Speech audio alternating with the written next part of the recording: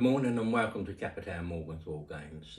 Today I'm going to do a video about my current 2K list I'm looking to take to a tournament. It's a goff pressure list. We'll go into what that means as we do the list breakdown and why, if you've been watching games against Nick, the Bat Reps Nick puts out on his channel, this list does so well.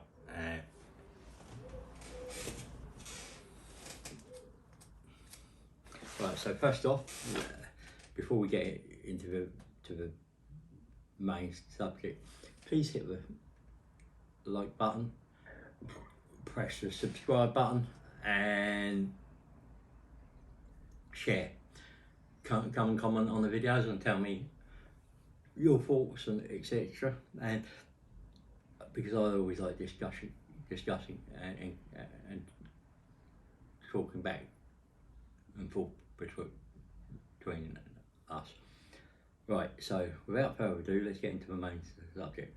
I'll go through the list first and then I'll tell you what changes I might do and what I think I can what I mean by goff pressure list. Right, so list is two detachments, a Supreme Command and a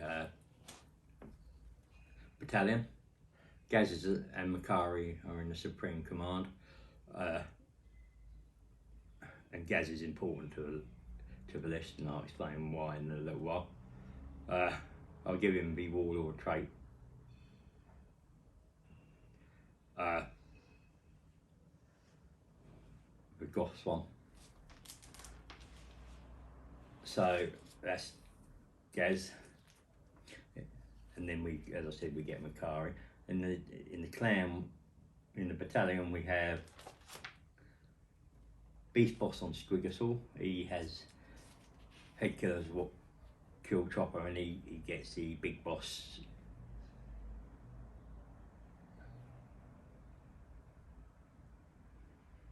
Big Killer Boss Warlord trait. Then we have a Weird Boy.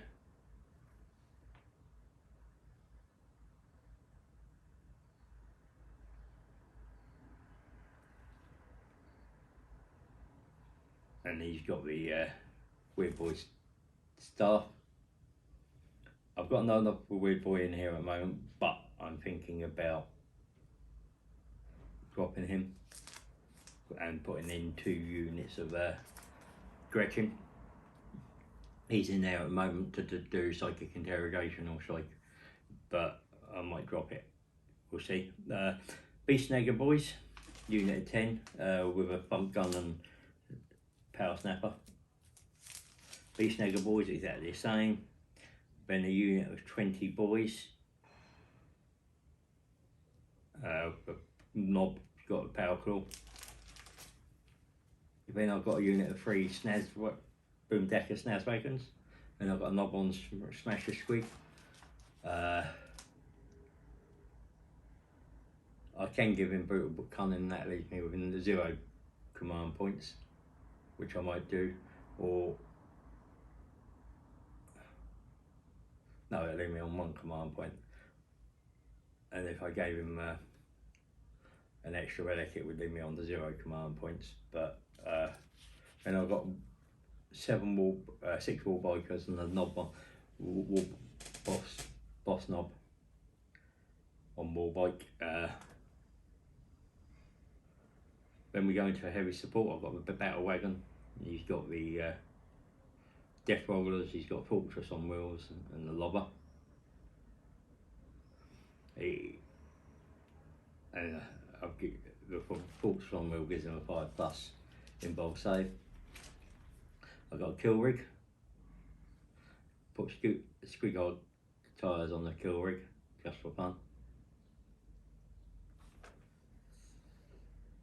Squig tyres, yeah. Then I've got a truck to round out the course. Now, I've been quite successful with this against Nicky's my only opponent, but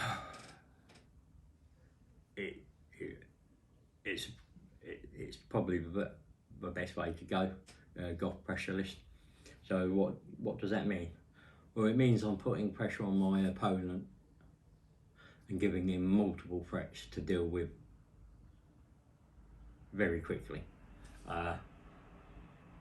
Usually I like to try and be in my opponent's face turn one with at least 2 units, and then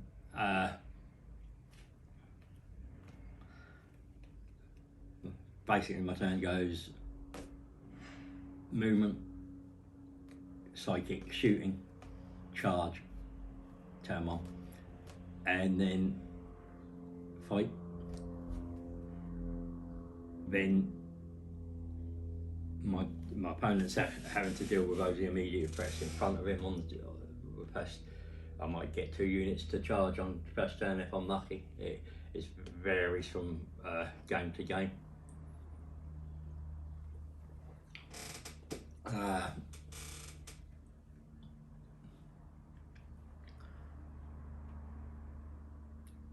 Then what happens is turn 2, my second phase, and that usually includes Gaz, if he hasn't charged first turn, will get out and charge, and the 2 other, the beast boss on Squigosaur and the knob on Smash Squig, they're the next lot through the door for me. They with the boys, and that's and the bikes. So that's my phase 2, and by this time my opponent has probably not got out of his half of the table, or if he has, he's been very lucky. And I'm just keeping him pinned in and pressured, and trying to stop him scoring those points.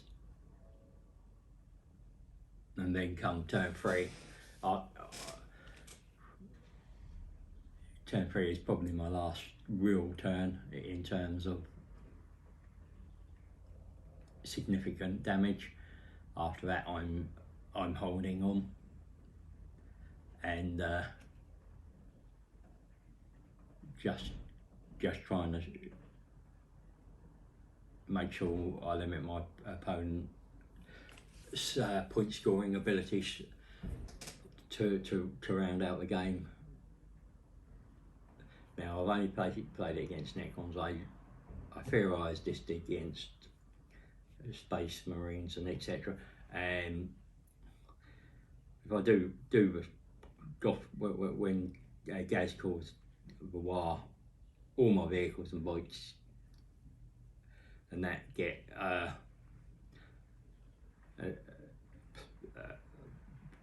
an extra AP on the armour penetration. Now the Boom Dakis Nazrakans, their main weapon is on -2 AP. That becomes -3. So even with armour, Temp Space Marines are on the 5+. So bike's okay, it's 3+, but I've got 100 shots going into them, and then the rest of the shots are just irrelevant, really.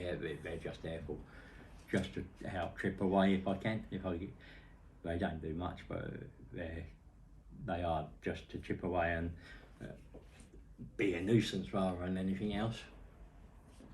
Hand to hand again, I mean, you think as it stands, so 20 boys,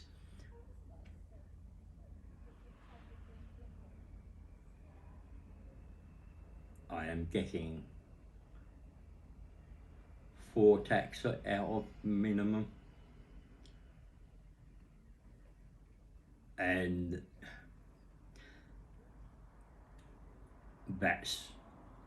I'm probably putting the strat on them to get 2 attacks out, and that's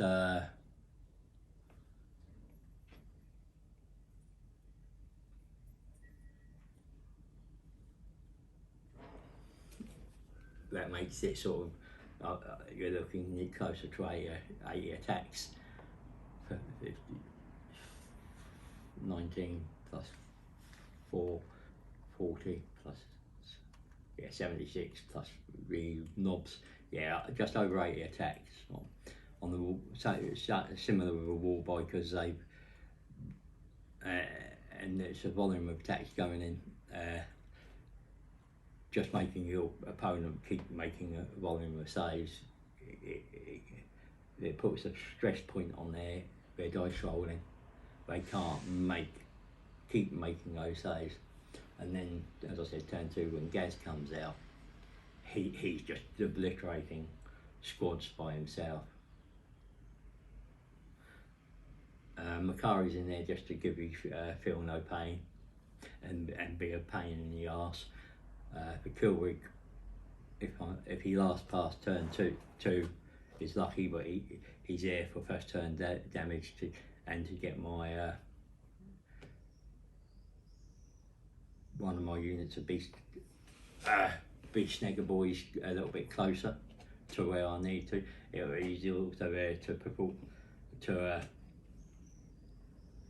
provide a distraction from my opponent, because if my opponent's concentrating on him, he's not getting anything else done, and he is hard to remove. Now, with the changes to War, everything in the list is now got a 5+ invul on the turn I call War. Now, again, dependent on map mission and stuff, will depend, and whether my opponent goes first or not, depends what turn I call War in. I usually try and call it turn 1, and I will always get a first turn charge off regardless, and that's how I do it. After that, it's down to my opponent to deal with it. And as I said, when you've got maybe 2 or 3 units in your face, and you've got a lot of units shooting at you, a lot of decent shooting at you, especially when I roll my dice. Those of you who've seen me play against Nick know my dice rolling is consistently good. That's a lot of pressure, and you've got to look at it and say, what am I going to deal with first?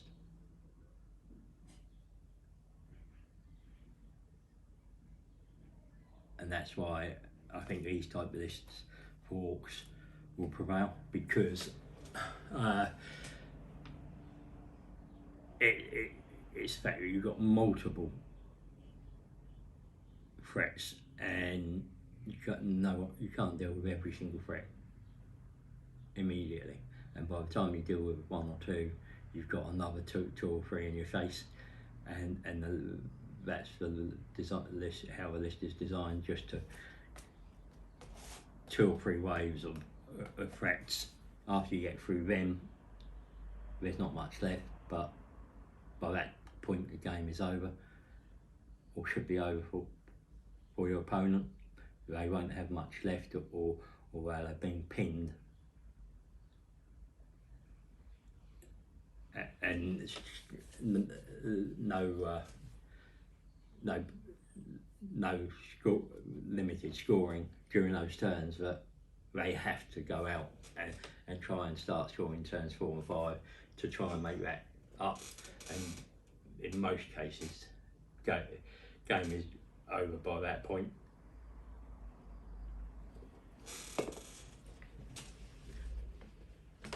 Thank you for watching. Thank you for watching.